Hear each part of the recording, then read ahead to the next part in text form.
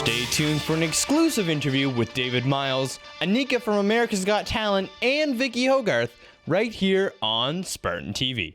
Welcome back to Spartan TV. It's been a while. We are in the thick of winter.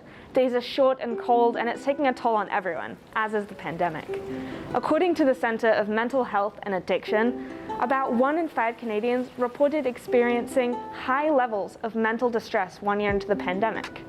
Feelings of loneliness, anxiety, dread, and depressive symptoms are becoming increasingly common, so it's important that we take steps every day towards staying well. Here at St. Stephen High School, we have a weekly Wellness Wednesday that revolves around a different area of wellness and a fun activity. Behind me, you'll see the Spartan Wellness Board, which right now has advice and inspiration on little cards that students can take anytime they want. This awesome initiative is run by the student leadership team, with Ian Curran leading the way. Wellness Wednesday is a weekly event that happens on Wednesday here at St. Stephen High School, and we take a different theme of wellness and we turn it into an activity. So we'll start off in the morning with a little like radio show, if you will, in the morning announcements, where I'll talk about some of the reasons why our different wellness theme is important. I'll explain the activity that goes on throughout the day, and throw a little joke or two in to kind of lighten the mood up a little bit. Wellness Wednesday came to be when our leadership team was brainstorming wellness activity ideas for the school. And instead of just having like one day where we do a wellness activity, we thought that if we do kind of smaller wellness activities throughout the year, like every week, it'd be more beneficial to the students than having one day dedicated to wellness itself. Hi, I'm Kate, and I'm part of the leadership executive team at St. Stephen High School. And one of the initiatives that we've been doing this year is called Wellness Wednesday, where we promote healthy lifestyle within our school building. And my favorite initiative has to be the smoothie days. So we'll go down to the kitchen and make some really healthy smoothies with yogurt and lots of fruit. I think Wellness Wednesday is really important because it promotes a healthy environment in our school, but also a positive one as well. And it's just really great for all students, staff, just to have a great day promoting wellness.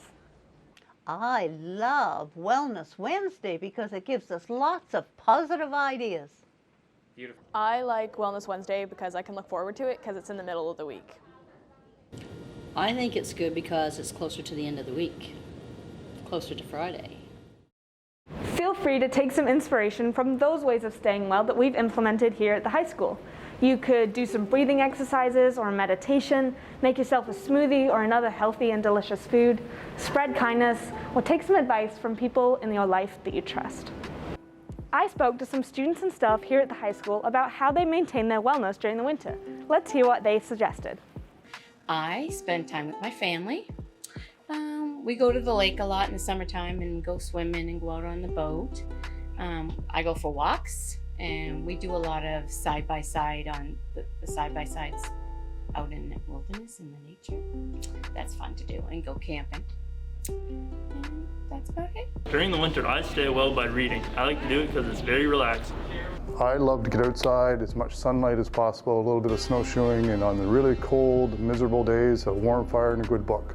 I go swimming at the indoor pool because I like it and it's fun.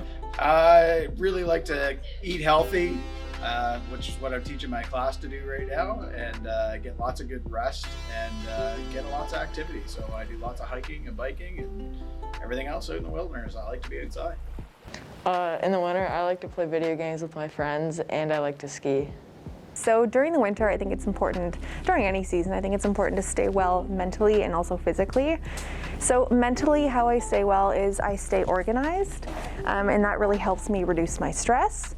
But also stress goes hand in hand with exercise too. So I try to get out as much as I can.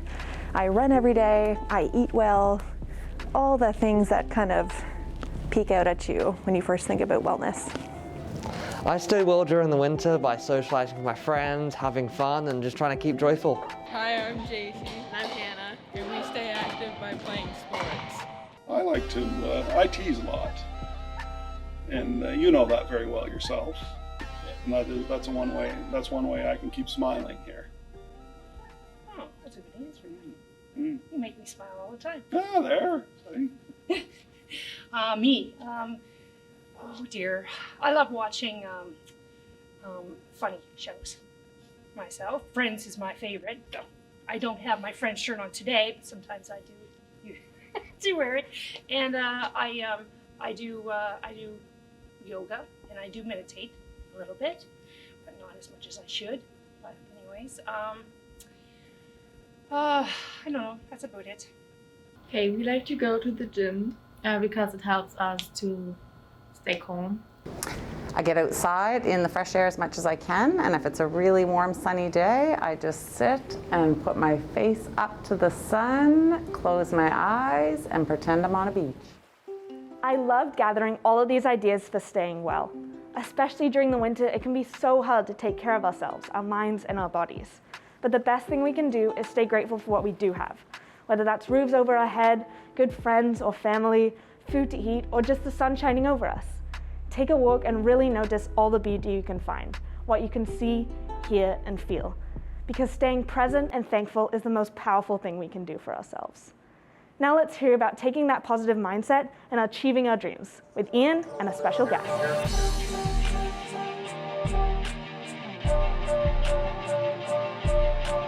Follow your dreams is a phrase that I'm sure you've heard countless times.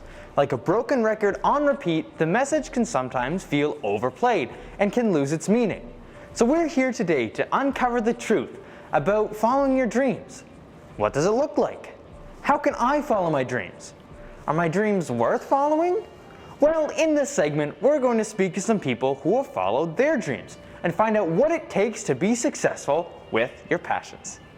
So to begin our journey, let's talk to Anika, who lives right here in New Brunswick. Anika was a contestant on America's Got Talent Season 16 and made it all the way to the live shows. Let's go talk to Anika and find out her secret to achieving such incredible feats. So why don't we just get the elephant in the room out of the way? You were on America's Got Talent. Yes. What was that experience like? Well, it was absolutely fantastic. I mean, I've never seen, honestly, other than your production crew, I've never seen such a professionally run, just like clockwork, production crew. They are seamless. Meeting Simon Cowell and Sofia Vergara and Heidi Klum and Howie Mandel, of course, it was like a dream come true.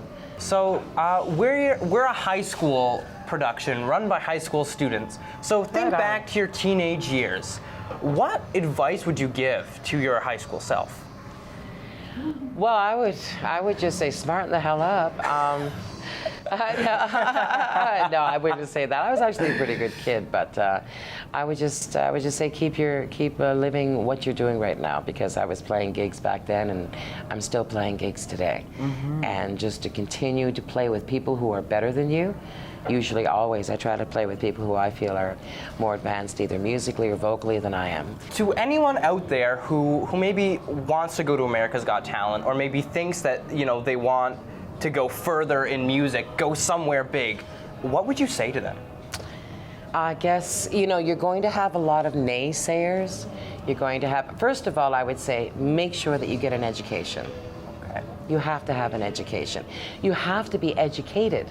Educate yourself, if nothing else, through pop culture or online or whatever you need to do. Educate yourself. In this day and age, you have to go to university or college. But honestly, if you can mentor with someone who's going to take you under their wing, that you feel respect for and knows what they're doing, that's what you need to do. And continue pushing forward to your dreams, because that's the only, you can't defeat yourself. Don't listen to that little voice in the back of your head that says, I can't do it.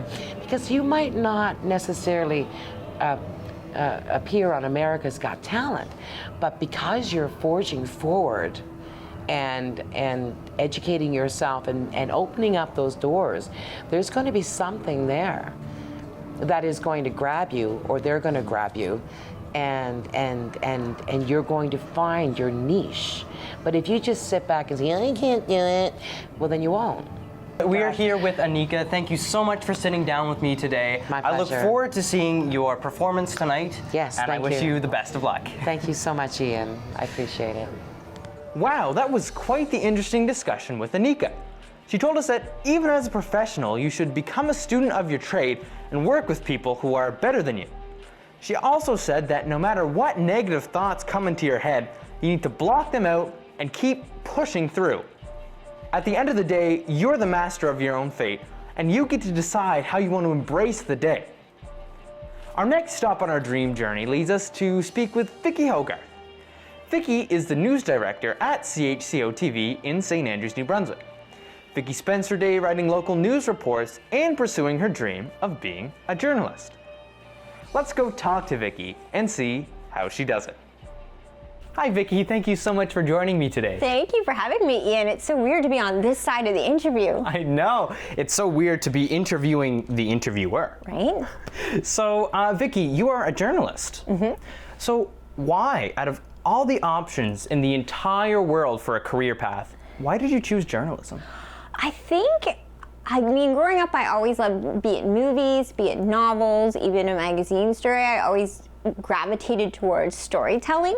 So even when I am a journalist, yes, and that's been my main profession in life, but I think of myself more as a storyteller, and that was sort of, stories have always made me make sense of the world. I know that you can think of your favorite novels and movies, and they really help you make sense of the human experience, and so I gravitated towards storytelling. And journalism for me was just the first natural progression of that. It's kind of ambitious to start your life off and think, oh, I'm going to write the great novel right now, but you know, doing a couple page stories for a magazine seems really feasible when you're just starting out. And then through that, I found out I loved the profession of journalism. So in your career as a journalist, what were some challenges that you faced? And how did you overcome those challenges? All right, and I've talked to you about this in life before, I think, and it's a piece of advice I would give to young people too. There was a phase in my life where addiction became an issue for me, and I thought I really was sort of throwing my career away and my life away at the time. But being the person that I am and thinking about it, a piece of advice I would give is always find the way to make lemonade out of lemons. And for me, I was in this very dark place in my life, but I was a storyteller. And this was kind of at the point when I was sort of getting out of celebrity journalism in my early 30s, and I really didn't know what I wanted to do. But I sort of drew on that person who is a storyteller, took the struggles I was dealing with, and realized all these years of my life, I looked to stories to make sense of my life, and maybe it was time for me to write my way out of my own. So I just started putting pen to paper about what I was going through, what I was feeling, mental health struggles. And another piece of advice I would give is if you care about something, just do it. Don't look for the outlet to sell it to or the job to hire you to do that thing.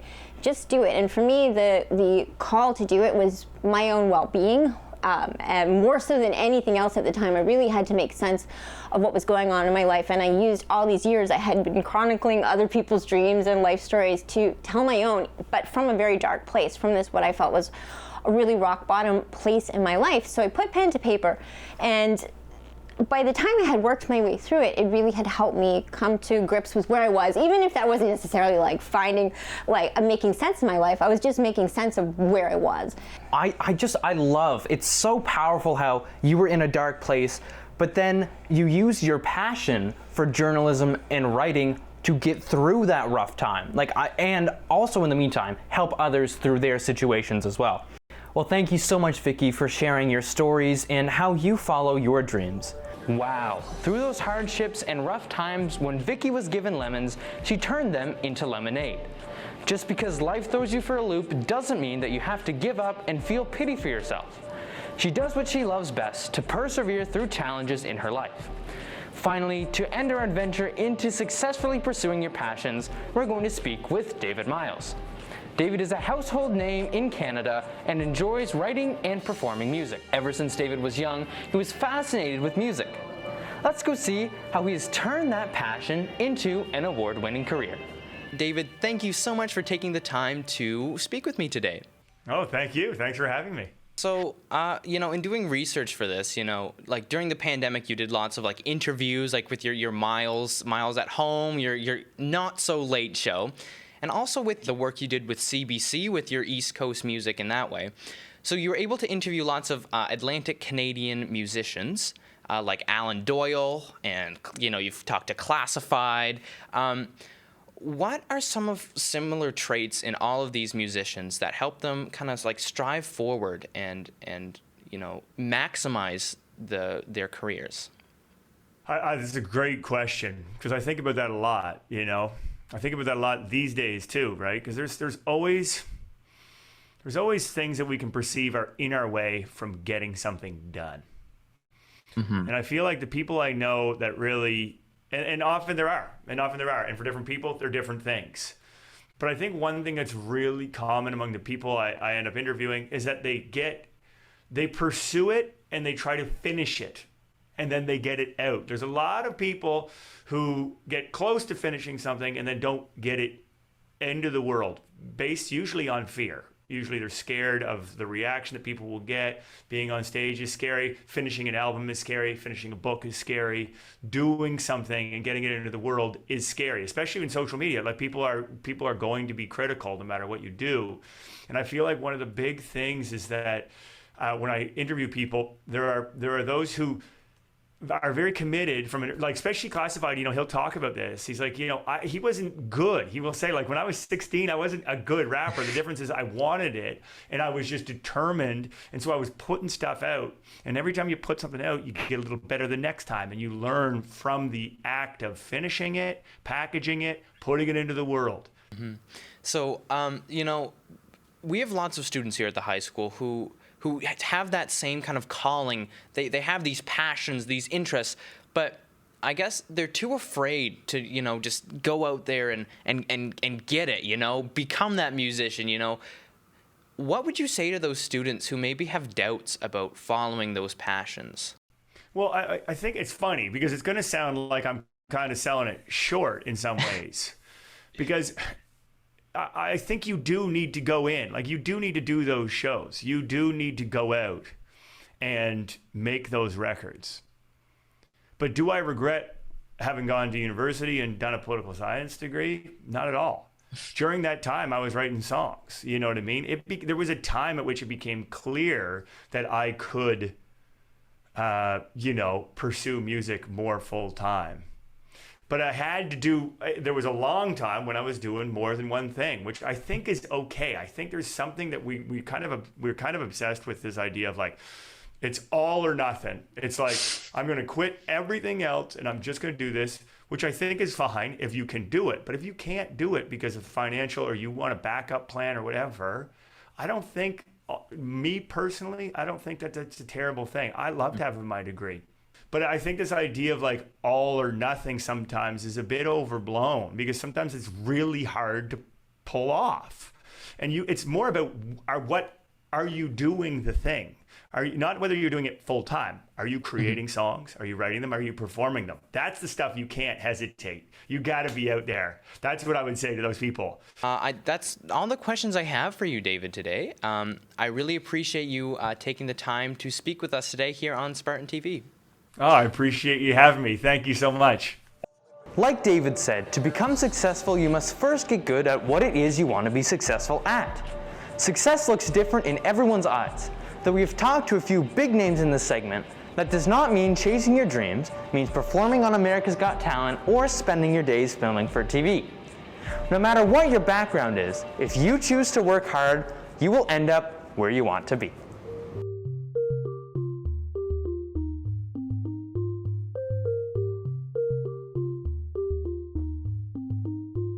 We're here today at St. Stephen High School to talk about personal interest and see if it's the right fit for you. We're going to be talking to some students about personal interest and the projects that they are pursuing. But first, we're going to talk to the teacher in charge, Mr. Legg. Hi, I'm Mr. Legg. I teach technology here at St. Stephen High School.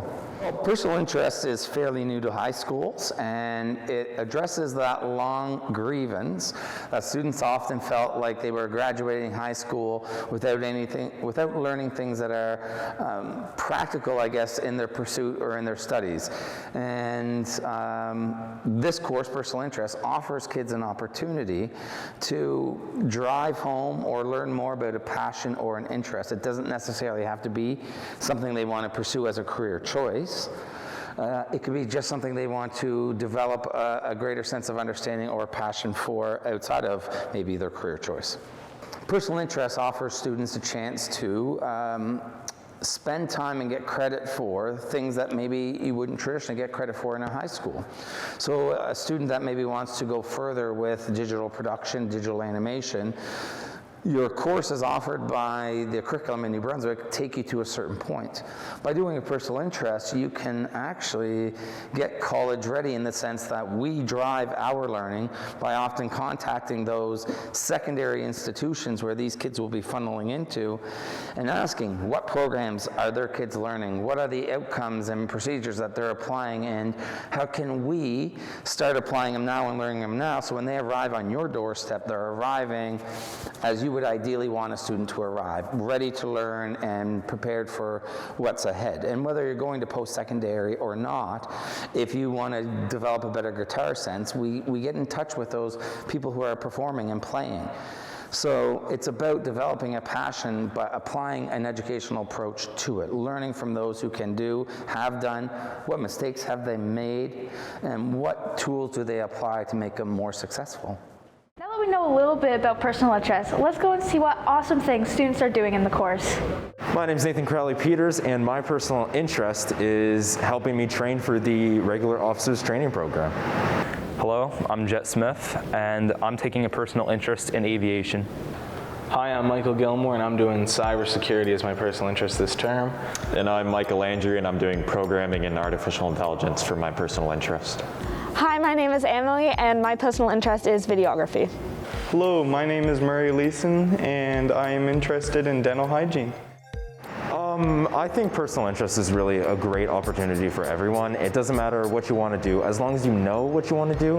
Even if you aren't 100% sure going into the personal interest, you know, our teachers and fellow students, they can help you decide what you want to do for your personal interest.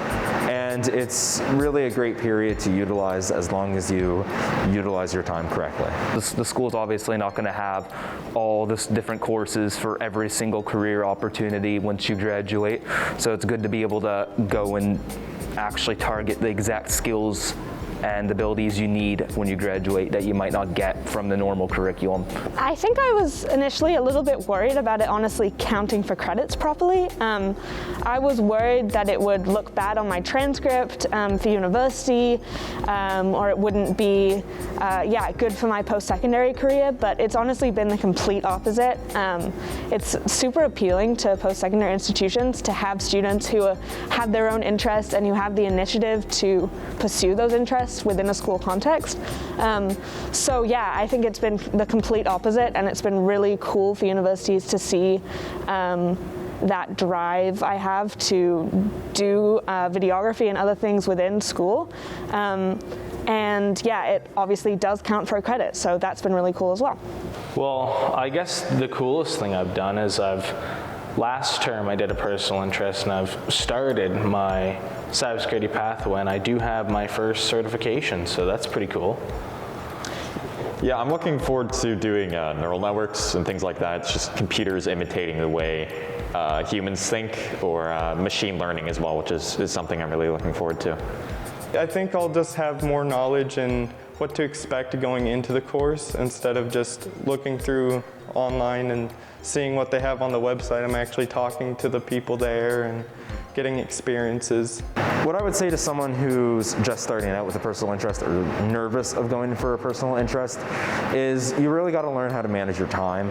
I know when I took my first one, I didn't manage my time as much as I should have, but I learned from that, and now I realize that it's really not a class, it's an opportunity.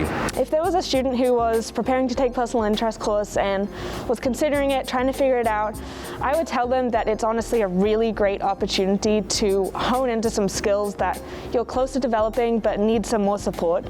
Find a teacher that is passionate about the topic as well, or at least who's passionate about helping you, and work closely with them to make a clear schedule, a clear timeline, and some really awesome goals that you can work towards throughout the semester, and it can really set you up for life. It was really cool to see all the pursuits the students are doing. Personal interest is a great opportunity for people who have passions and can express them in a non-traditional classroom setting. No matter what the students are pursuing, there's always something engaging and fascinating happening in personal interest at St. Stephen High School. Thank you guys so much for watching this episode of Spartan TV. See you guys next time.